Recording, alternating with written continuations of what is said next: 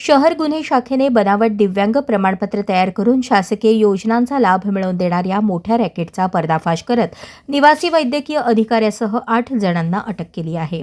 या प्रकरणात बनावट कागदपत्रांच्या आधारे दिव्यांग प्रमाणपत्रे तयार करून देण्यात आल्याचे उघड झाले असून सोलापूर सिव्हिल रुग्णालयातून 1 जानेवारी 2025 ते 31 जानेवारी 2026 या कालावधीत वितरित करण्यात आलेल्या 3714 दिव्यांग प्रमाणपत्रांची चौकशी सुरू करण्यात आली आहे।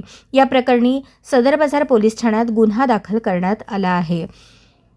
फिर्याद वैद्यकीय अधिकारी डॉक्टर रतीफ देवलाल जंकर यांनी दिली होती। प्राथमिक तपासात अहमदनगर येथील कंत्राटी लिपिक राजेश भाऊसाहेब जाधव याने बनावट आधार कार्ड आणि इतर कागदपत्रांच्या आधारे सोलापूर येथील व्यक्तींना ऑनलाईन प्रक्रियेद्वारे दिव्यांग प्रमाणपत्र मिळवून दिल्याचे निष्पन्न झाले।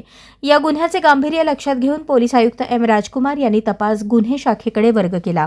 तपासादरम्यान आरोपी राजेश जाधव याला अहमदनगर जिल्ह्यातून ताब्यात घेतल्यानंतर या रॅकेटमधील इतर आरोपींची नावे समोर आली आहेत। त्यानुसार महेश बाराजे, राजेश दवण, विजय गर्जे, अरुण शिंपी, वसीम शौकत खान, सागर राजपूत आणि निवासी वैद्यकीय अधिकारी डॉक्टर सतीश कणके यांना अटक करण्यात आली आहे।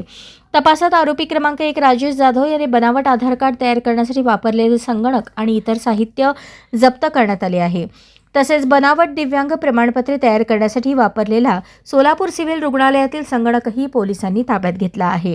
पोलिसांच्या तपासात आतापर्यंत 8 संशयास्पद दिव्यांग प्रमाणपत्रे विना तपासणी वितरित झाल्याचे स्पष्ट झाले असून त्यामागील संपूर्ण साखळीचा शोध घेण्याचे काम सुरू आहे। या प्रकरणात आणखी काही जणांचा सहभाग असण्याची शक्यता पोलिसांनी व्यक्त केली असून तपास सुरू असल्याने आणखी धक्कादायक माहिती समोर येण्याची शक्यता आहे। ही कारवाई पोलीस आयुक्त एम राजकुमार, पोलीस उपायुक्त गुन्हे डॉक्टर अश्विनी पाटील, सहाय्यक पोलीस आयुक्त दिलीप पवार, वरिष्ठ पोलीस निरीक्षक अरविंद माने यांच्या मार्गदर्शनाखाली गुन्हे शाखेच्या पथकाने केली।